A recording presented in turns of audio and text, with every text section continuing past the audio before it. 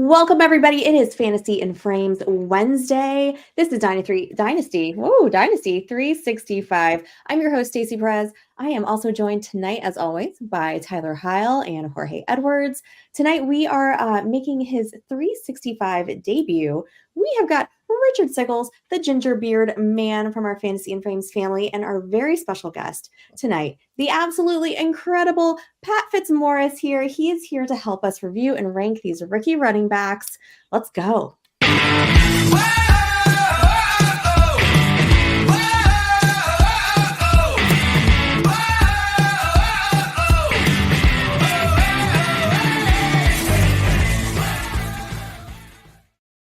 What's up, everybody? One of these days, I'm going to get our opening done flawlessly. Tonight was not that night. But welcome, everybody. Welcome, Pat. How are you doing? How's your day going? Doing well, Stacey. Thank you for having me back. Great to join you and Jorge and Tyler, and great to be on with Richard. And it's the off season because it's Richard, a Minnesota Vikings fan, and myself, a Green Bay Packers fan, doing a show together in harmony with no discernible friction. So we couldn't possibly be doing this in October or November, but early April, that's fine to have a Vikings and Packers fan on together. Yeah, well, as long as it's not border battle week, that's all that matters. That's all that matters. Pat, we've got him outnumbered because go Pat go here. Yeah. I might live in Tampa Bay and Packer fan. Guys, Pat, he is an analyst and managing editor with FantasyPros and Betting Pros. You can find him at Fitz_FF on Twitter. Make sure to give him a follow if you haven't already, but I'm sure you have. Richard, also welcome to the show. It's your first time on 365, so thank you for joining us. And guys, you can find Rich at Rich Sickles GMB, which stands for Ginger Beard Man. Guys, did you guys hear about the Rashee Rice incident this past Easter? If I'm Tyler Heil, the answer is no. As of like 10 a.m. this morning, which he's been keeping his head under a rock the entire time since that happened. What? What did I do? If you gone on like technology like fast or something? I saw a preview of something involving Rashee Rice driving his car at 120 again, because that's worked out really well for NFL wide receivers. Well, allegedly driving his car, Tyler, would be the correct way of phrasing that. Allegedly. Oh, stop it. Stop it with your lawyer talk. Here's what I wanted to know, because obviously it's too early to know if that incident's going to make any sort of difference on what happens during the season. But I wanted to know if anybody either saw or received any outrageous Rashee Rice Dynasty trade offers. I got one right away. That's how I found out about it. Was somebody offered me a trade immediately. I have Rashee Rice, and somebody was trying to buy low and get I shouldn't say buy low, but he was trying to get Rashee Rice for me for Jacoby Myers and third round pick. And I just wasn't ready to let go, especially before I found out the news. Like, I was like, what are you doing? Were you taken aback by that offer? Like, what's going on here? Should I Google Rashee Rice? Right. Yeah, pretty much. Yeah. That's a block. Automatic block. No. Oh, anybody else see anything crazy on the internet or get any crazy trade offers? I saw there was a trade in one of my leagues with Michael Bauer of the Dynasty Rewind. He wasn't involved, but it was a trade 1-for-1, Rashee Rice for DeAndre Swift. Saw that trade go down. Okay. Okay. Right. So here's a good one. We got a text earlier from our good buddy Chris Burns, who's apparently getting the Dynasty itch again after his hiatus. And he said, talk me out of this trade. And I will just say that I think Stacey and I did our absolute best to talk him out of this trade. Yeah, we did. He was going to give up Jahmyr Gibbs, and in return, he was going to get Marquise Hollywood Brown, the 111, and AJ Dillon. Yeah. So we were not fans of that offer. Pat, would that be an immediate reject trade offer on your end? I would want to hang on to Gibbs. Yeah, I'm not loving the 111 as a spot. If you could bump that up to 108, I'd be a little more interested. But 111, no thanks. Yeah. Yeah, I said I'm getting a top 20 receiver out of that, or I'm not even entertaining it, because you're giving up a premium player for a solid player who's on a 1-year Pat Mahomes career rehabilitation program and a 111 lottery ticket. Because AJ Dillon, you just get rid of him. I'm not even considering him part of the trade, really. No Packer slander on this show, Tyler. Sorry. I was about to say AJ who, and then I forgot who I'm doing a show with. No, we actually never did say that mind. in the chat. We were like, "Do you mean AJ Dillon?" Okay. I was hoping it was Corey Dillon. I said that I hoped that it was Dylan from 90210. For those of you who don't know what I'm talking about, who are too young. Rest in peace. Yes. Yeah, rest in the most peace, Dylan. Wow, that's throwing it back, Stacy. 90210. Love it. Great show. So we're telling Chris not to do that trade. Do you think we officially talked him out of that? I don't think so. I think he just wanted us to try to really convince him, and then he was going to do it anyway. Well, sometimes the heart wants what it wants, right? Yeah. Enjoy Hollywood Brown, Chris. We miss you. All right. So we talked Rashee Rice, we talked some trade stuff, but tonight what we're really getting into is we're keeping up. Last week we did the rookie running or wide receivers. This week we are doing the rookie running backs.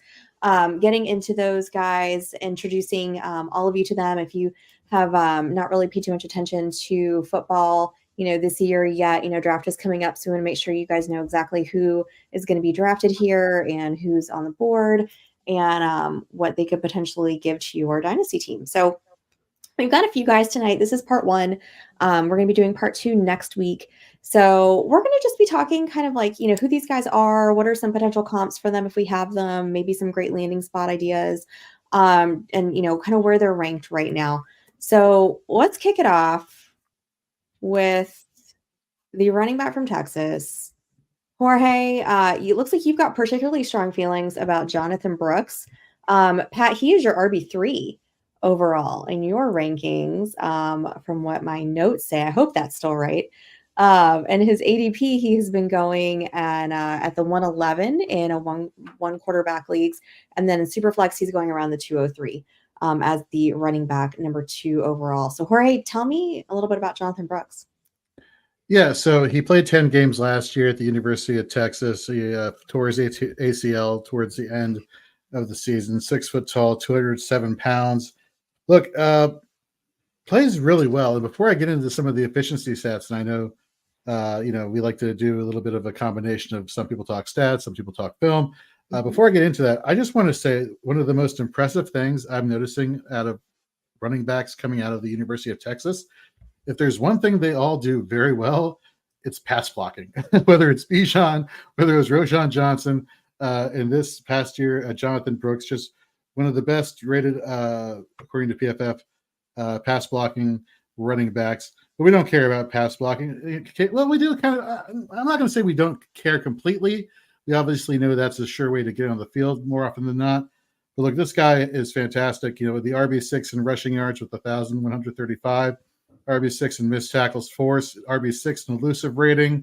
In terms of zone versus gap scheme, fairly comparable. 100 in 1 snaps zone versus 86 snaps in gap. RB10 in yards for contact per attempt. And again, this is all running backs that are 2024 eligible here this year. He played behind Bijan Robinson, Roshan Johnson the past couple seasons. So there's not like there's a lot of wear and tear, so to speak, on him. The RB21 in all of college football of breakaway runs. What's there not to like? I get the injury is the issue here, which is going to probably push him down people's draft boards slightly. But modern medicine, right? That's the expression. Modern medicine's come a long way, and we've seen athletes of all types bounce back from ACLs faster than we had in previous years. And again, we're talking dynasty, right? And we're thinking about the long haul 2 to 3 year window. So if I can buy low on somebody with his type of elite talent, all day, which is why he has is currently my RB1 in the class. Over at my rankings over at fantasyandframes.com. Yes, I love everything about Jonathan Brooks. I'm not concerned about the torn ACL, and I think you could probably get him at a value amongst the other running backs in this class. Yeah. Pat, I wanted to ask you, because you've got him as your RB3. What's keeping Jonathan Brooks from being either the 2 or the 1 for you? Not much, because there's not a lot of separation between the top 3 in my rankings. And I really like him, buried on the bench behind Bijan and Roshan, as Jorge mentioned, and then beat out a couple of 5-stars for the starting job this year, was averaging like over 140 yards from scrimmage a game before the injury, which happened on, I think, like November 11th, early/mid-November, which I wonder if that's not going to make his rookie year something of a redshirt year. Yeah. Like, I don't know if he's going to be ready for contact in training camp, which kind of sets you back a little bit because you can't go at full speed and learn the offense. So maybe they kind of have to bring you along slowly. Although, I mean, I guess probably less of an adjustment for running backs than players at other positions where you're basically like seeing the hole and hitting it. But he's really shifty. He catches passes. As Jorge said, he's a good pass blocker. So he could play on any of the 3 downs. And that's kind of what you like, because while there aren't many true workhorses in the NFL, it's great if a guy's capable of playing on any down. It gives you more outs for fantasy, more possible ways to get on the field. So we like that. Overall, I'm pretty excited about him. Just the possibility that maybe his first year turns out to be either partial or kind of a lost year because of that. And we know that running backs have kind of a short life expectancy anyway. Yeah. All right. Well, so speaking of true workhorses, I'm going to skip around a little bit because I want to talk about your running back 1, Pat. And that would be Blake Corum out of Michigan, national championship winner. I tend to think that he's kind of a true workhorse. What do you think? I do too. And that's the funny thing. It's kind of this weird upside down running back class in a way, because they're the guys who have the body types of prototypical workhorse running backs who didn't get that much work in college. And then there are all these little fire plugs who are getting 20 or 30 carries a game in college, and Corum fits the bill for that. Just built like a bowling ball, 5'7.5", 205. He's a little overaged. He's going to be 24 in November. He's not super fast. He ran like a 4.53 at the combine, something like that. I can't remember. I just think he's the best pure runner in this class as far as vision, footwork, ability to bounce off tackle. Like, contact balance is always kind of the secret sauce for me. And I love when guys have it. And that's kind of what I liked about Devon Achane last year, more so than even his speed, just the ability to take a shot and stay on his feet. And I see that with Corum too. Like, I don't know if he's going to be a workhorse back, because I don't know if he's great as a pass catcher. So he might not be a 3-down guy, but I just think he's the safest guy in this class and maybe the best pure early down guy in this class. But again, like, I do not have much separation between my top 3. So, if Corum falls, I'll happily take him if he gets into like the 3rd round of a rookie class, or a rookie draft. It's just that in this draft, I don't think I'm taking a running back top 15. Like, I've got 5 quarterbacks I'm taking ahead of any running back, at least 7 receivers and 1 tight end. So probably not taking one in the 1st round or even very early in the 2nd. Where, I mean, if you have you thought of any like really good like potential landing spots for him? Like, everybody, I hear, all over the internet, people keep saying that maybe he gets reunited with Harbaugh, with the Chargers. Do you think that's realistic, or? That is the dream, Stacy. The Chargers would be the dream fit, I think, for sure, because they need someone who's gonna, like, I know they got Gus Edwards. They need everything. So they're gonna run the ball a lot, and even if he were to come in and share with Gus Edwards, like, that would probably still be a pretty lucrative gig from a fantasy standpoint. I know people think Dallas could be a really good landing spot just because they have nothing in the backfield right now, although that offensive line is not what it used to be. So I'm maybe a little less excited about that as a landing spot than some other people are. Chargers would be the 101 of landing spots, I think. Ideal. Do you think that would, if he does end up with he ends up with the Chargers, does that change where you're taking him in fantasy drafts? I think more people than just me would have him as the 101 in that point. I still don't think I'd draft him in the first round, even at like 112 of a super flex, but I'd be more inclined to maybe move him inside the top 15. So I have a question for you. You mentioned this for Superflex rookie, and I know that Superflex is the most common form of dynasty, but in like one quarterback, where does your strategy shift in terms of allocating, draft capital, and as well as the positions you're going after early and later on in your drafts? Yeah, I mean, then obviously the quarterbacks just get dropped way down. But in this class, like this is such a bonanza at wide receiver. It would be hard for me in a 1 QB league to not come out of the first round with either a wide receiver or Brock Bowers. Like that's what I want out of a 1 QB rookie draft, at least in the first round. Yeah. Tyler, I'm about to ask you something that I didn't have on the show sheet because I just thought of it right now. But I know we've talked about this before, so this is not going to be a surprise for you. But like we've talked about, like this is like a wide receiver class that's super, super great. And everybody's kind of been a little bit down on the running backs, but I don't think you specifically are. I think you really like this class, right?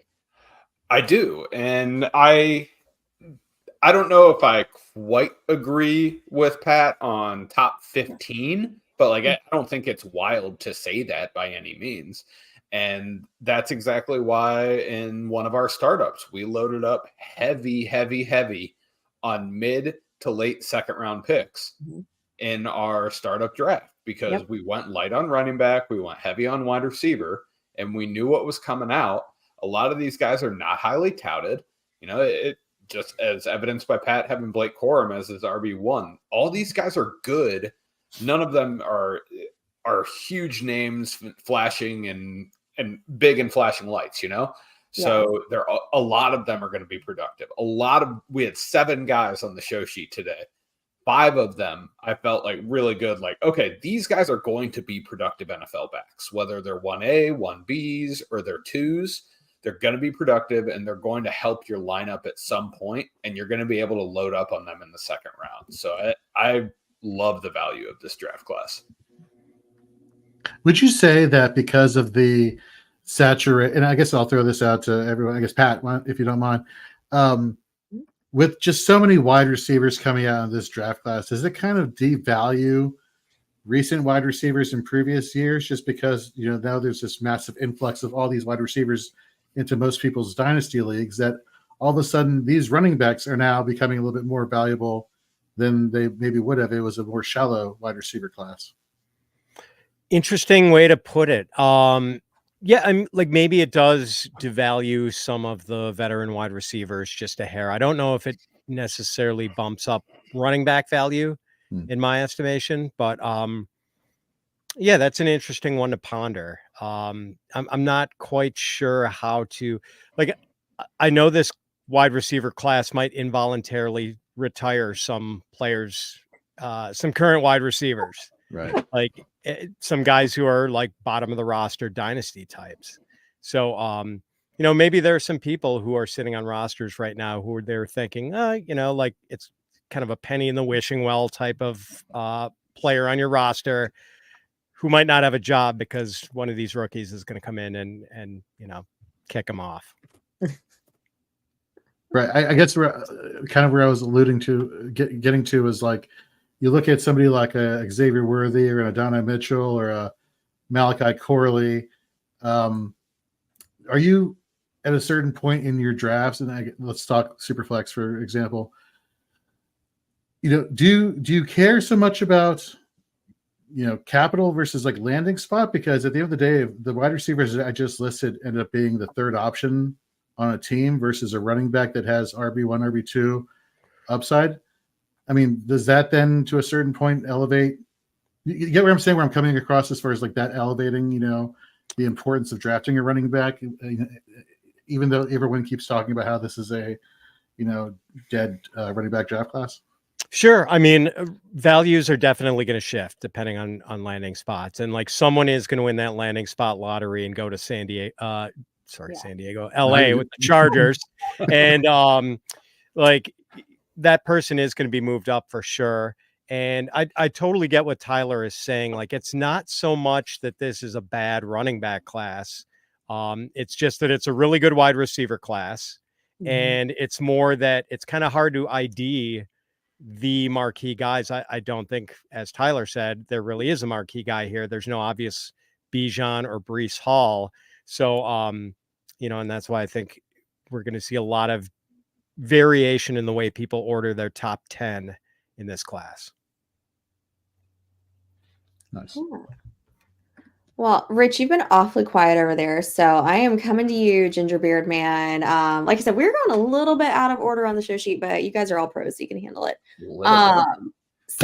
I'm about to make a really bad dad joke here, but we are going to talk about Braylon Allen coming in like Miley Cyrus or Wrecking Ball. He is probably the biggest guy out of the group that we are talking about tonight.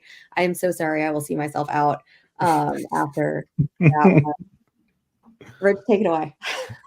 Sure. No, I actually I walked away from watching Braylon Allen's tape as being a fan quickly.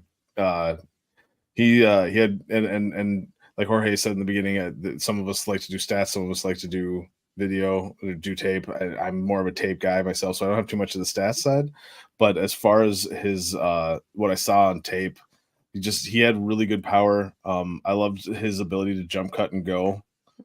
He seemed like he was good in the pass game. He had good pass protection, had decent hands when it came to the passing game. And yeah, like we were talking about earlier, I don't remember if this was before the show or during the show, but we were talking about balance being one of the things that are kind of a key. And he seemed to have just great balance when it came to taking that first hit and staying on his feet and going. One of the things that I felt, it was actually kind of funny. I was actually mentioning this to Jorge before the show. I watched all of the film where he fumbled at least once, and I was like, oh, I came away from it going, oh, does he have some fumbling issues or not? Then I looked it up afterwards, right before the show, and I those were the only fumbles that he had were the 4 that I saw. so he, maybe not so much of a fumbling issue, but one thing to keep an eye on. Other than that, I really, the only thing that I really wish that I could have seen was maybe a 40 time. He didn't run it at his pro day. He didn't run it at the combine. And so I kind of feel like, and in all the tape that I saw, I didn't really get to see him break away very much. So I never got to see if he had that top gear or not. So that's the one question that I have on him. But otherwise, I think he might be my 101. Ooh, okay. So at 101 is in top ranked running back. Yes. Sorry. Just to clarify. Caleb Williams is what you're saying here. I thought right. We were yes. on the show. Rick is coming in like a wrecking ball. I'm done with the Miley Cyrus jokes, I promise. You know what's crazy? I'm going through my research for these running backs, and I'm trying to think about where I want to put Braylon Allen. And for me, it was either really high or further down the list, if you get what I'm saying. And there wasn't any middle ground. I think what you see out of him is what you get. You see a 6'2", 245-pound running back, who's I don't want to say he's bad in the receiving game, because I think he catches. I think his reception percentage is fine, but you look at his average depth of target, it's like minus 2.4 yards. So he's catching it behind the line of scrimmage, and you're not expecting him to be that multifaceted receiving / power running back. You get what you get. You get a 245-pound person running at you, all 3 downs, power running situation. And so for me, I'm like, okay, so if he's going to be used like that, then basically for Dynasty, like, he is a more of a short than a long-term investment, just because I don't know how much, he's going to be able to take that type of pounding going forward. But that being the case, I see him as being somebody that if he's drafted, again, landing spot dependent, right? Being an immediate contributor, because he can handle that that type of abuse here. And he's when he has the ball in his hands, he's really good. He's very elusive. He has a great breakaway runner percentage. So there are a lot of good things to talk about. His efficiency is right there, RB4 in yards after contact per attempt. So 14, excuse me. But it's that lack of dual nature for me that had him be bumping from RB1 to RB6. And that's what I mean as far as like having being at the top or moving him down, and that lack of middle ground, because there's that lack of receiving. I don't want to say there's a lack of receiving upside, but we just haven't seen that receiving upside. So, what I put in my notes was that you might just want him if you have a standard scoring league. Maybe Braylon Allen's your guy. So I had an issue with his receiving. First of all, not great when your yards per rush is greater than your yards per reception. 5.4 versus 4.7. So not great. He can catch the ball. They were all short passes, sure. The thing that stood out to me when I was watching him that is the biggest problem for me to even kind of imagine him being a guy that can do it all is his fluidity when flipping his hips upfield. He looks kind of robotic when he is turned back toward the quarterback to catch a flare pass and then trying to catch it and get his body upfield. The fluidity does not look good to me. So I just don't think that he really has that in him. I could be wrong, but I don't feel good about his pass catching ability and production and going into the NFL. Pat, go ahead, and then I have a question for you. Oh, sure. I was just going to add. So, Wisconsin Badger here, University of Wisconsin alumnus. So, playing to the crowd. I definitely have some thoughts on Braylon, since I've probably seen every college carry he's had, except when I was, getting up to get a beer or use the bathroom or something. But Tyler nailed it on the pass catching. Like, he just doesn't do it like the best pass catching running backs do it in one fluid motion. And he's like a 2-part guy, catch the ball and then sort of gather himself and get ready to turn upfield. And it just didn't work in college. Guys were all over him. I don't know. Maybe part of that was the system change. And it's kind of to Braylon Allen's credit that he went from like the traditional Wisconsin power eye offense to this Phil Longo spread system that Longo brought with him from NC State. So totally different environment for him. But here's a dude who is one of the youngest players in this entire draft class at any position. He just turned 20 in January, coming out early. And yet I think he has more 100-yard rushing games than any other running back in this class. So like he was very productive, pretty quick on his feet for a big dude. And like, obviously when you're 240 pounds, it's pretty hard to bring you down with an arm tackle. I don't know what he would have run had he done the 40. I am optimistic. I've argued with my buddy Derek Brown at FantasyPros over this. He thinks over 4.6. I think it might've been just under. I guess my only concerns with him are that like, he's not really a true power back for a big dude. Like he's not a bully. That's kind of not his style. He gets dinged surprisingly much for a big guy. Like he would leave a lot of games, miss a series, always came back, like no major injuries, but like he'd get nicked up quite a bit in game. And I just think it's going to be maybe kind of a narrow corridor to fantasy value for him, because I don't think he's going to play on passing downs in the NFL. And if you're an early down guy, you need to be a volume guy. And we know that there aren't a lot of volume guys in the NFL anymore. Like it's all committees. So he's probably going to have to do whatever he does on 10 to 12 carries a game and hopefully a lot of short yardage opportunities. I liked him and I don't want to put this on him, but everything you said, Pat, I kind of agree with. And it kind of stood out as a AJ Dillon career path to me. Could be. Well, that's kind of what I wanted to ask you about. That was, given, his size and everything that we've kind of talked about, like, do you think that he, like real NFL talk, not necessarily fantasy, but would be better paired with somebody who's a little bit more lightning to his thunder? That would be, optimally. Like he'll go somewhere where they've already got sort of the fast guy. in place. Yeah. So I'm not sure where that is, though. I guess it's not the Chargers. It's not really the Cowboys. Those are good landing spots, but I know. Richard, what do you think about heir apparent in Minnesota? They do seem to like ex-Badgers up there. I mean, they just signed Andrew Van Ginkel. Well, actually, I was trying to stay out of this because I'm trying to keep my fandom out of this. But no, honestly, the heir apparent that I would really love is for Jonathan Brooks to go and redshirt for a year behind Aaron Jones. That's my dream right there. That makes sense. What would happen to Ty Chandler? You guys don't like Ty Chandler?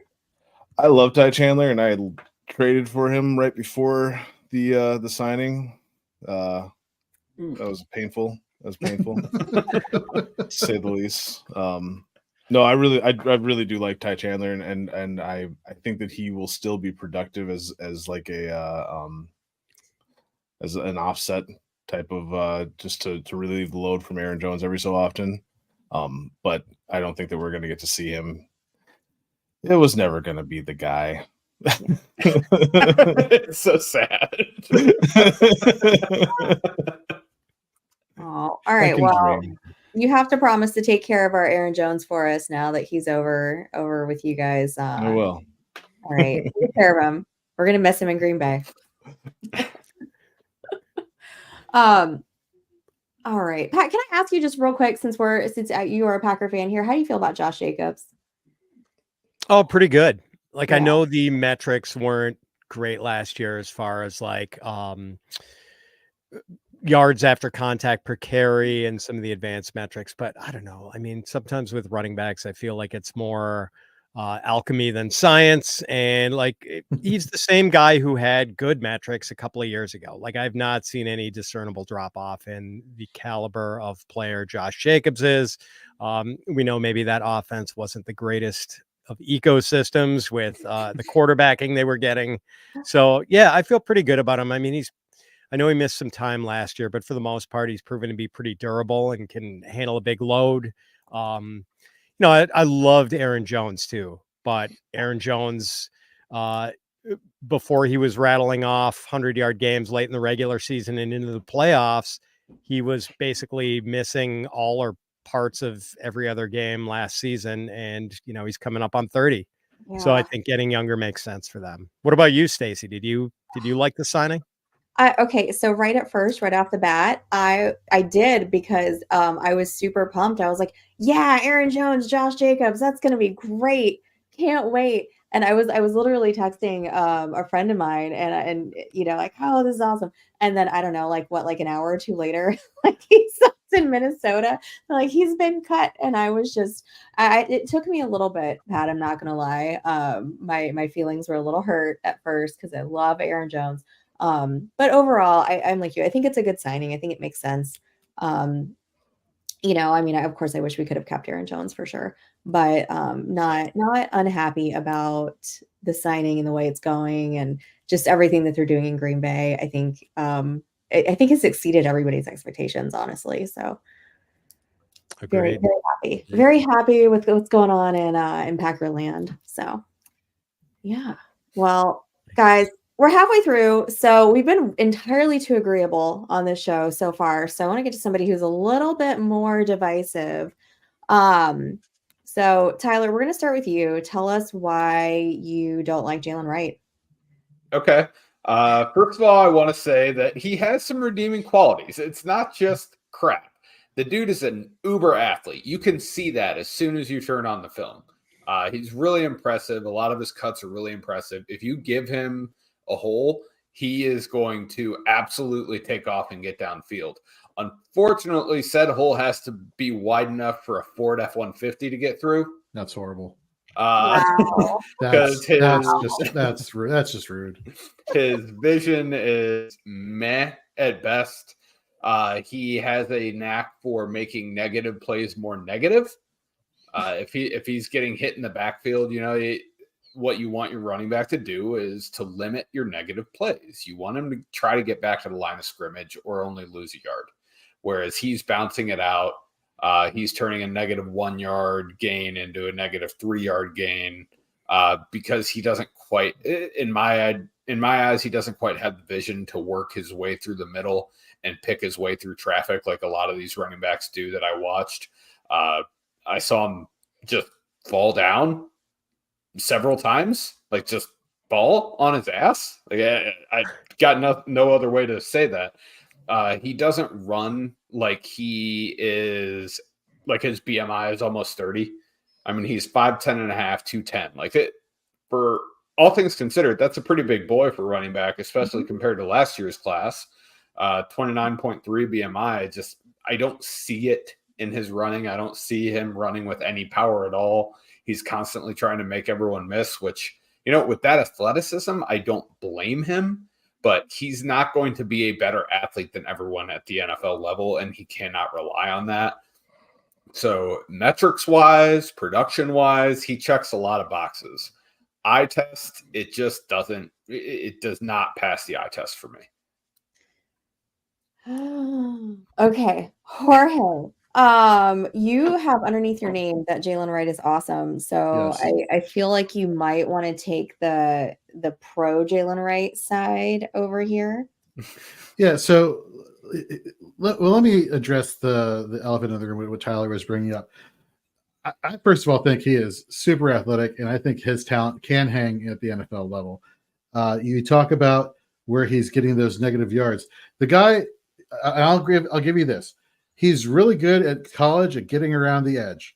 Okay, but as far as finding the holes while he's trying to make that one cut to get through some of these lanes that are opening up when he can't quite get around the edge, yeah, there's some hesitation there. Getting around the edge is called bouncing it out because he can't see the hole. Sorry, go ahead. Okay, well that's yeah, whatever. It's the same thing I was just saying. Right. I do think he is, however, getting knocked too much for his ability to run inside between the tackles, where he played a majority of his time playing and running in gap schemes versus zone schemes in 2023. He is super elusive. He has the breakaway run speed. He has the rushing yards. He has the yards per attempt. He has the receiving chops, which makes him very valuable for fantasy purposes. He's RB15 in yards per route run. So you're telling me somebody who's a super athlete who can handle, I believe, a 3-down role, can help you in the receiving game, and can only get better as he gets coached up. Like, I don't see where the downside is with him being able to be a dual running back, whether it's as a pure runner or a wide receiver or playing in any type of scheme you have him playing in. It's that dual nature of him being able to play in a zone or a gap that makes him so appealing. And it's kind of funny, you bring up the point about him not seeing the holes when he's going to the outside edge, when he's bouncing it out. But I see him actually being more decisive going up the middle and making plays, and then having some lateral movement to get around and to go, do his thing and get the breakaway runs and get all the production that way. So I'm not seeing where there's room for improvement. Sure. And you could say that about all these prospects, but I don't get like where the heavy slander is going or coming from. Well, sorry, Stacey. The slander is just it's the vision thing for me. Like, I can't take away pretty much anything you're saying about his athleticism. The guy's an uber athlete. When you're that level of athlete and you're that size, you're always going to have an opportunity to succeed at the NFL level.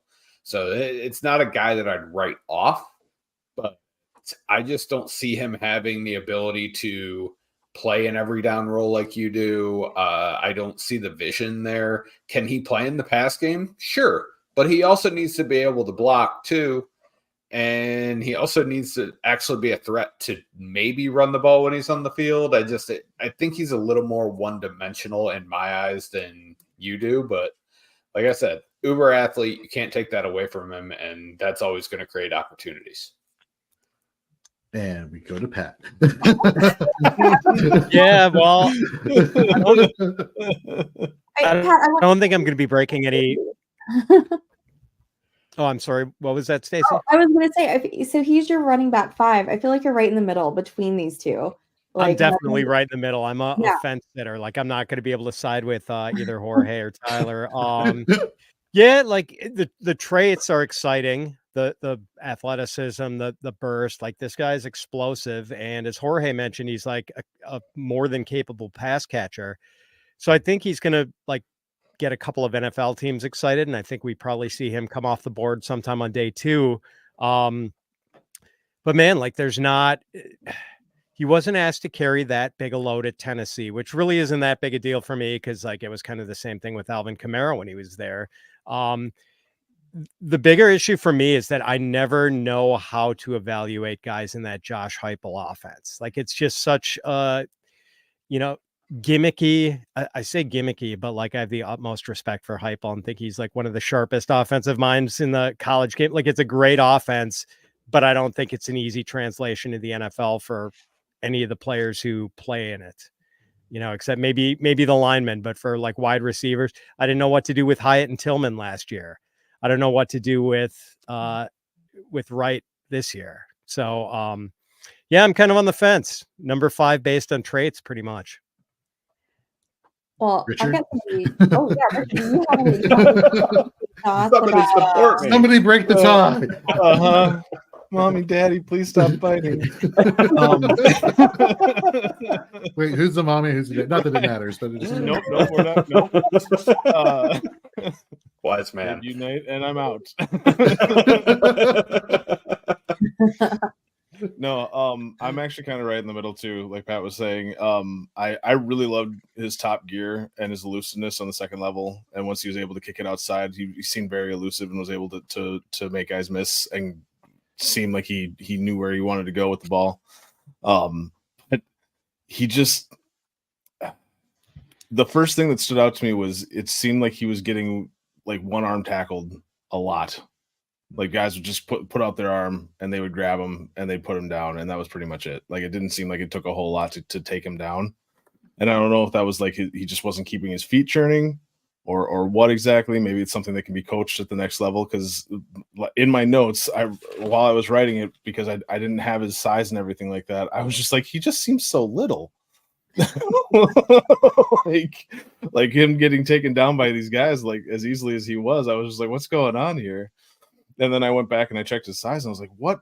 I just don't get it. It didn't click. But yeah, so hopefully it's something that can be coached at the next level, and because I am excited about his elite athleticism. For sure. No tiebreaker, sorry. No tiebreaker. That's okay. That's okay. So I do want to talk about, though, Pat, this is for you, somebody that you're a lot higher on, definitely not in the middle. Trey Benson, Florida State. He is your running back 2 overall. What makes him so special? Yeah, that we have the Breece Hall starter kit here. That he is 216 pounds with 4.39 speed and catches passes.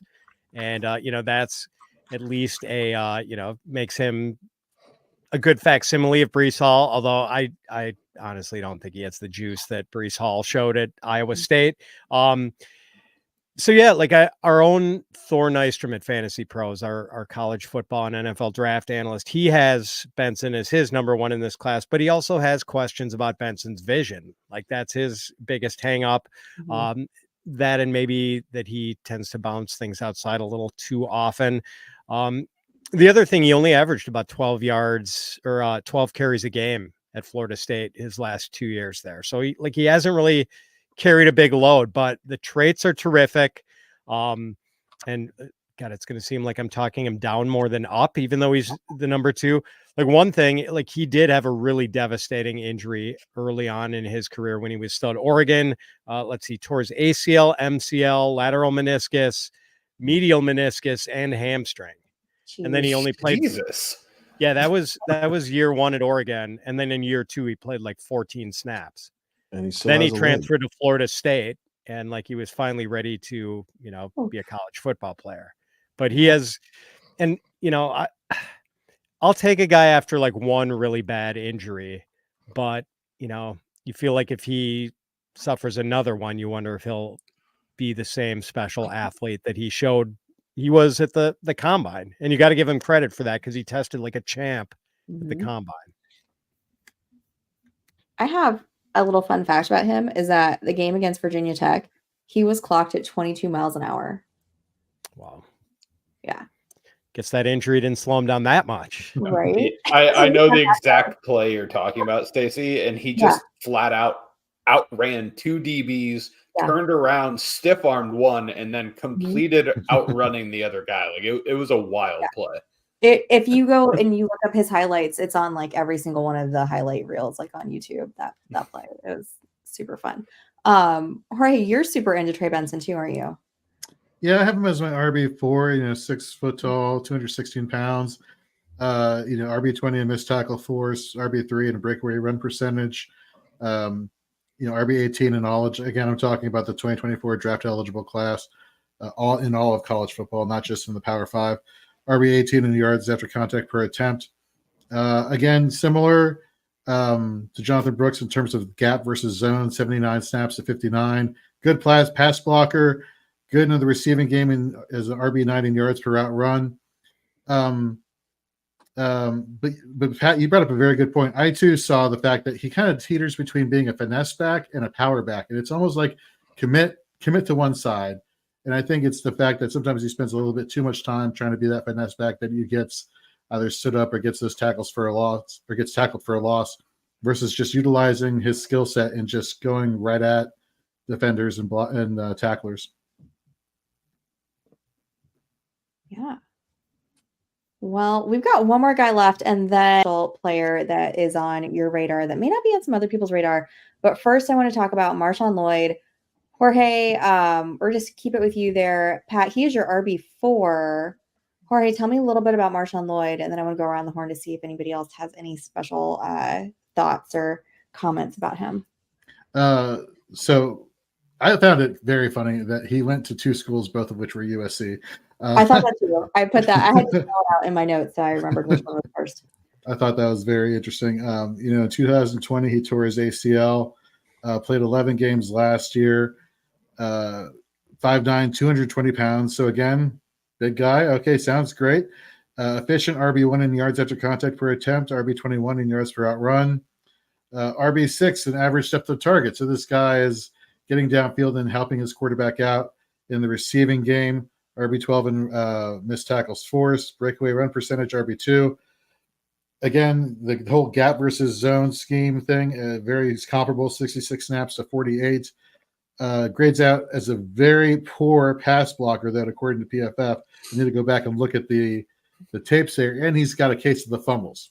So there is some concern there, but I feel like the latter 2 things, the pass blocking and the fumbles, that is a technique thing. A lot of the criticism you see about him is that he doesn't have his the ball high and tight Tom Coughlin style. He has it more hanging out Reggie Bush style, which is causing some of the fumbles. Is Reggie Bush even too old of a reference that people probably won't get nowadays? I don't even know. God, to be honest with you. not. Oh. Yeah, man. He did it a Kardashian. He's going to be a reference for a while. That's the key, right? Data Kardashian. Good to know. But I feel like the pass blocking and the fumbles thing, that's something that is a coachable thing. And, when I'm looking at upside potential and for fantasy as a receiving option and as a pure running back, this guy checks a lot of boxes. Yeah. Yeah. It seems like there's a really wide range of outcomes with him. Like he's big and fast and maybe has the best combination of speed and elusiveness of any back in this class. But, Jorge did a pretty good job of mentioning the negatives, ball security issues, not a good pass blocker, not much of a track record as a pass catcher. And I mean, he only averaged around 10 or 11 carries at USC his last 2 years there and was never a 1,000-yard back. So feel like he could be a boomer bust guy. Yeah, definitely. Well, Pat, we've reached this time where I would like you to talk about Kamani Vidal. So he's somebody that you wanted to specifically talk about. I feel like this guy could be a sleeper. I don't think he's on a lot of people's radars yet. So tell us why we need to be watching out for him. Yeah, boy, I think he'd make a really nice 3rd-round pick in super flex rookie, maybe even 1 QB. He lasts until the 3rd round. So this guy, what I said about the upside down nature of this class applies. This guy's 5'7.5", 213 pounds, and averaged more than 20 carries a game for Troy. He's their all-time leading rusher. super productive, just powerfully built and surprisingly bursty. Oh, we lost my camera. Sorry about that. Oh, no. It's okay. Yeah, so he can also catch passes, so he could be an early down back or a late down back. Yeah, just Thor Nystrom's comp for him is Jalen Warren. I don't know Ooh. if I see that, but the fun thing about him, I think Thor and I both thought he was going to run something close to like a 4.6, and then he ran a 4.47 at the combine, and we were really excited about it. So, yeah, I mean, like that got him for me from around RB10 to now I've got him at RB7, and I've been thinking about actually bumping it. So would he then, if you bumped him, would it be over Braylon Allen? Uh-oh, did we lose Pat? Currently, yes, we did, but he shall return.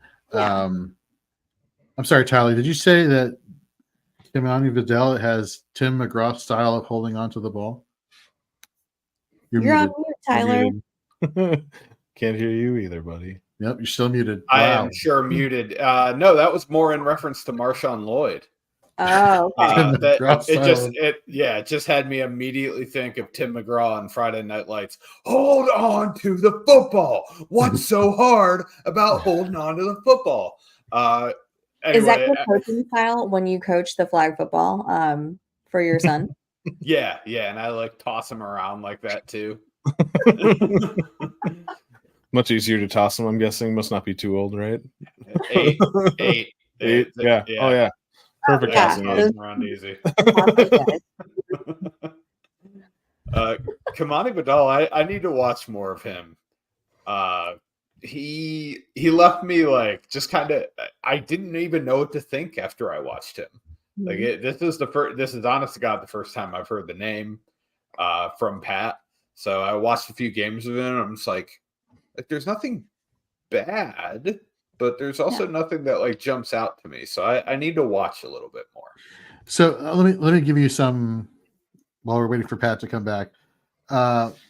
Again, looking at all the draft eligible running backs this year, he's 5'8", 218 pounds. Out of all the running backs that fit this criteria in all of college football, not just the Power 5, he has made the most missed tackles forced. He is RB12 in elusiveness. He is the 8th best graded pass blocking running back in the entire NFL. And he's super efficient with the yards after contact per attempt. He plays primarily in zone schemes, so he is kind of limited by that, playing only 94 in gap schemes versus playing 157 in zone.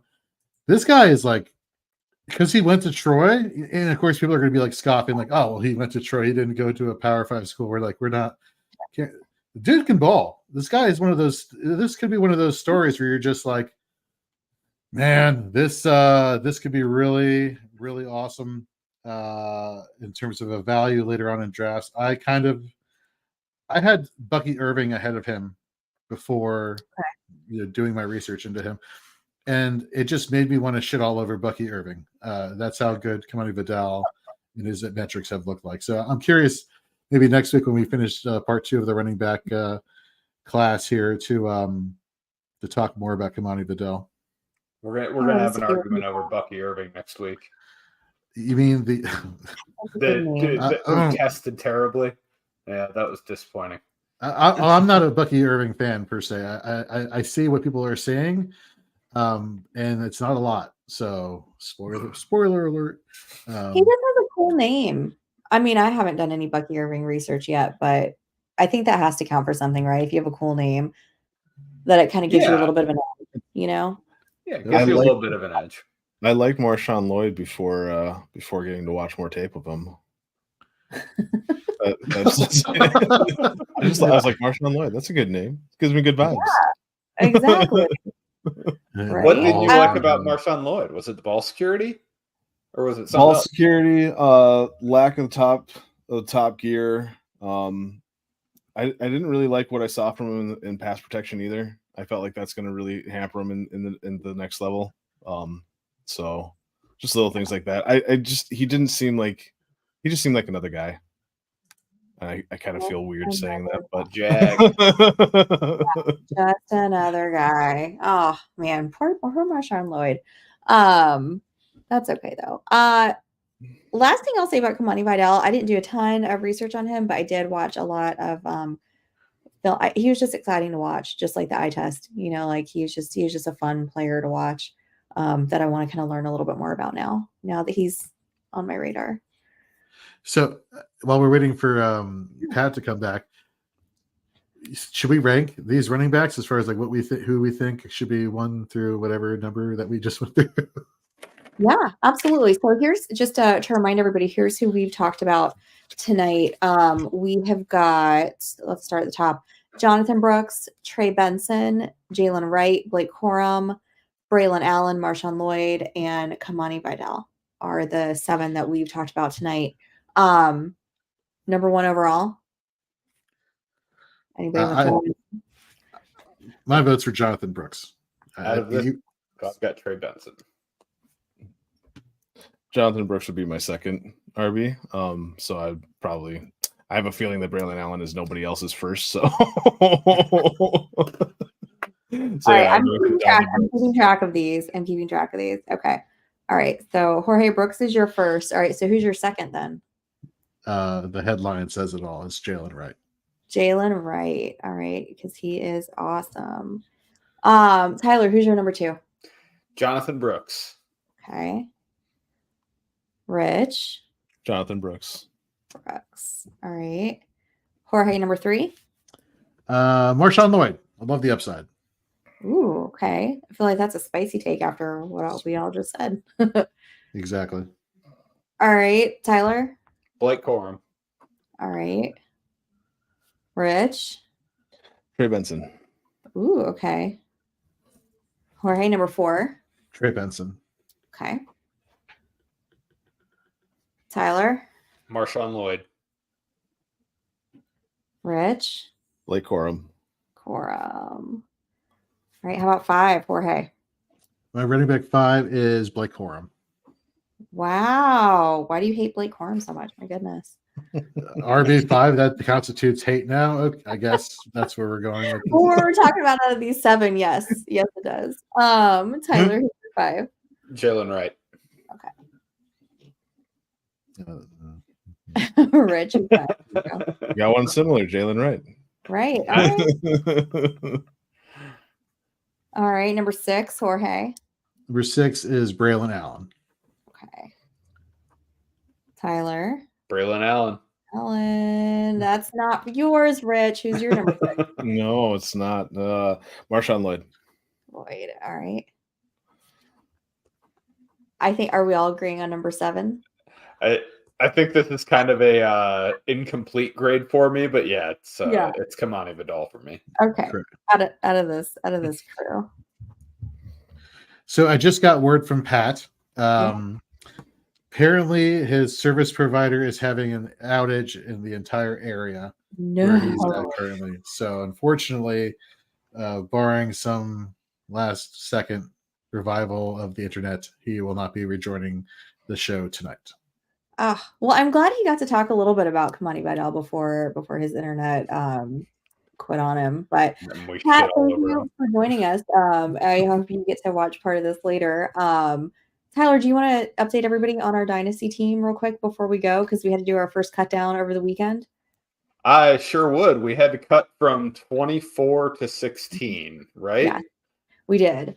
Oh my God. Stacey, who do we cut? There we go. Dalvin Cook, Jeff Wilson, Brandon Cooks, Kendrick Bourne, Trey Lance, Jimmy G, and Matt. Is Money Mac Jones? No, it's Matt. We didn't have Mac Jones. We had Evan McPherson. We had 2 kickers. Okay. and out of loyalty Why to would I know who Money Mac is?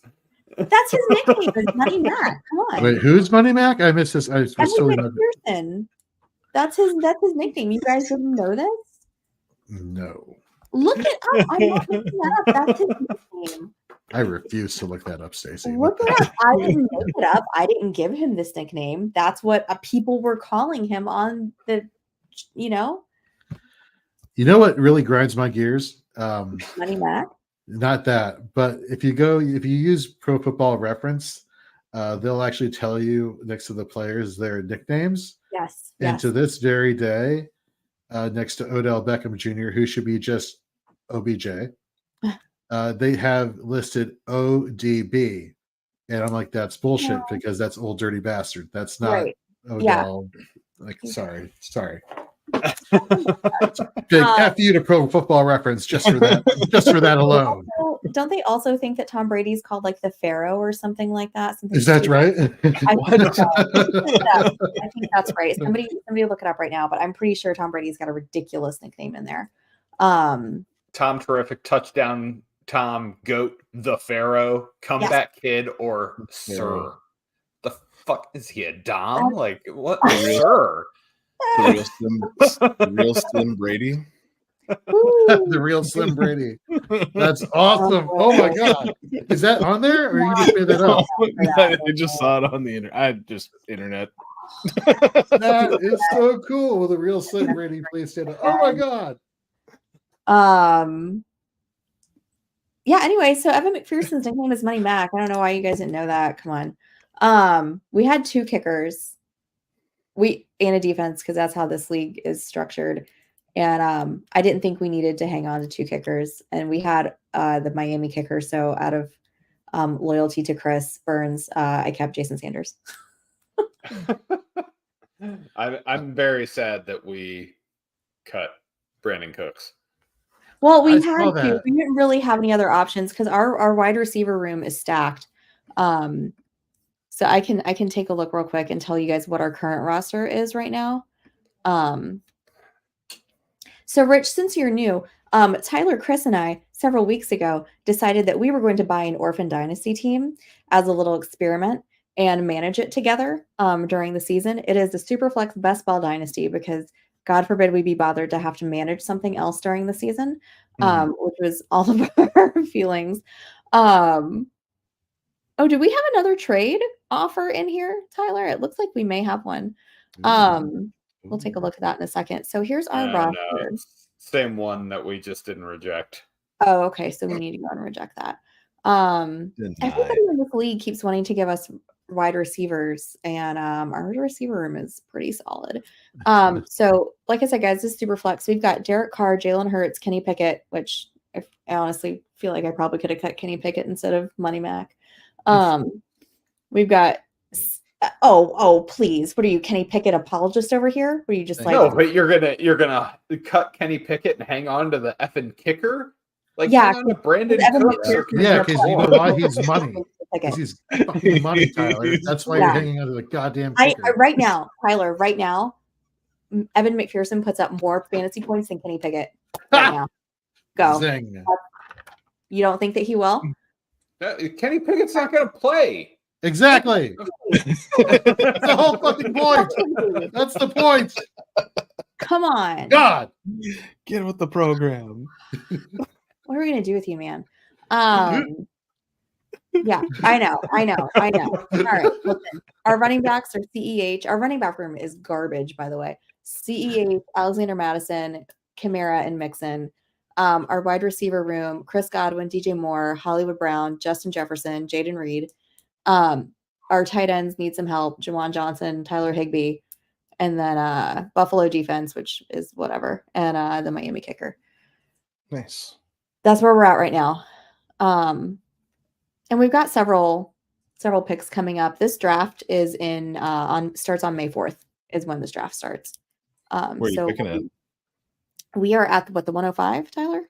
We do not have a first round pick in this draft because we traded it to get Justin Jefferson. Yes. So we're at the 205, I think. And we have we have the 2-3, the 2-8, and the 2-11. Okay. And then after that, we're in the 5th spot though, right? Or is that no, we're in the 3rd spot. Okay. Just kidding, guys. So we're pretty high up there. Nice. Not a great team.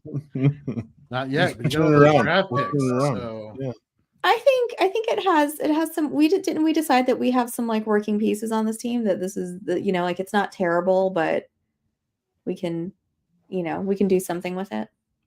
We'll figure it out. Exactly. We'll figure it out. Guys, thank you all so much for joining us tonight. Thank you, Pat, for joining us. Guys, make sure to go follow Pat. He is at Fitz_FF. Guys, make sure you're, like I said, following him. He's a wonderful follow, great ranker. Everybody else, thanks for joining us. Make sure to give all of us here a follow. We've got all of our screen handles up on the screen. Rich, thank you for joining us. I hope that you'll come back, but we haven't scared you away. Guys, he is at Rich Sickles GMB. Tyler is at FF Tyler Heil. Jorge is at Jorge B. Edwards. I am at Stacy_Perez 83. Make sure to smash that subscribe button if you haven't already, so you can get notifications of when we are live and out there for you to get all of our content. FantasyandFrames.com. Like I said, it's got free rankings up there as well. We've got a ton of different shows for whatever you are looking for fantasy wise. We've got it. So hit that subscribe button, go check us out online, and we will see you next week. Wow!